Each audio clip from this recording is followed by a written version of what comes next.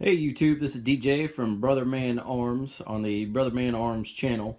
Today we're going to be talking about Lee Enfields, and specifically we're going to be talking about the number 5 Jungle Carbine.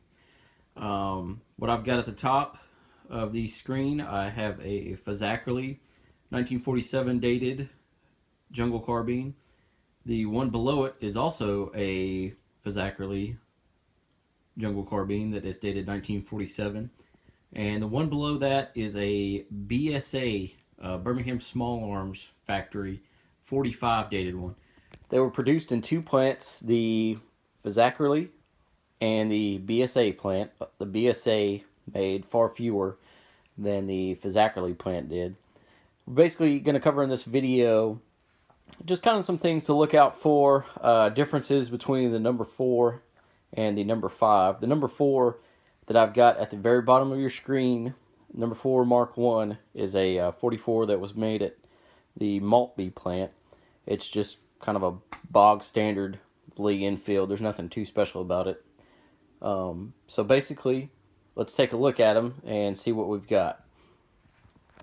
Now what I've done here is I have removed the front band off of the BSA to kind of show you some lightning cuts that were made. And what we'll do is we'll kind of compare some of the receivers on the number 4 as opposed to the number 5. Now one of the things that you can look for, like if you're going to a gun show and you really want to pick up a Jungle Carbine, or say for instance you're buying one online and want to make sure that it's a legit Jungle Carbine, what you can do is take you something that's got a flat edge on it or a screwdriver or something, and I'll show you here. There's going to be lightning cuts on the barrel. And what these are divots and grooves on the barrel that they have machined out to make this barrel lighter. And if it does not have those, you do not have a real Jungle Carbine. More than likely you've got a Santa Fe Arms conversion of a Jungle Carbine. Now I'm not saying those are bad, but in terms of collecting them, they're not exactly what collectors look for. The next thing that we're going to do is we'll take a look at a couple of the lightning cuts in the receivers of them. Now we'll take a look at our good old BSA here because it's already kind of, got the top handguard off and stripped, and I think in this view you can actually see those lightning cuts pretty well up there. And here's the other side of that BSA. And one of the lightning cuts that they made was also right here, this little notch that was cut out. If you take a look at a number 4, which I've got, number 4 Mark 1, I'll try to get them side by side here. This is the number 4. We'll try to rotate around here so you get a better look. Notice the differences here. Notice the difference in the receiver. You've got almost like a flat edge. This is an early style with this number 4 is an early style with the flip sights. And on here you've got several cuts that have been made. Basically the easiest way to pick one of these out is going to be this notch right here, and that cuts in the barrel. More than likely someone is not going to take the time to fake a rifle to machine those out, and then they're going to have to re-blue it to make it look matching to the rifle. Now some people, when they see the Jungle Carbine at a gun show, what do they focus on? Well, what I focus on is the flash hider. You're walking around looking at stuff, and you can see that flash hider about anywhere. If somebody's walking around at the gun show, or it's on a gun table, or you see anything on the internet, that's something they look for. We'll take a look up here at these two rifles.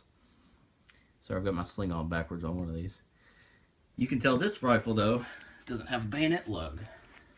Now, I've asked a couple of questions on that through a couple of forums. This is your bayonet lug. This one's missing it.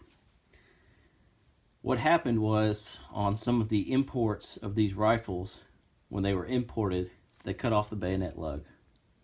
They removed it. I don't know why, for some reason they removed it, but they did. So if you see one that does not have that bayonet lug on there, you still may in fact have a jungle carbine.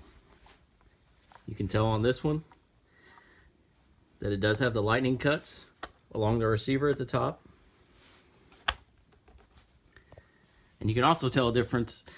And the top two were basically, they're dated 1947, both of them. It's kind of remarkable. They're only off by about 300 serial numbers when you think about how many of those were made and how many they produced and how many they imported. And lo and behold, two end up at my house in Tennessee, the great patron saint of shooting stuff.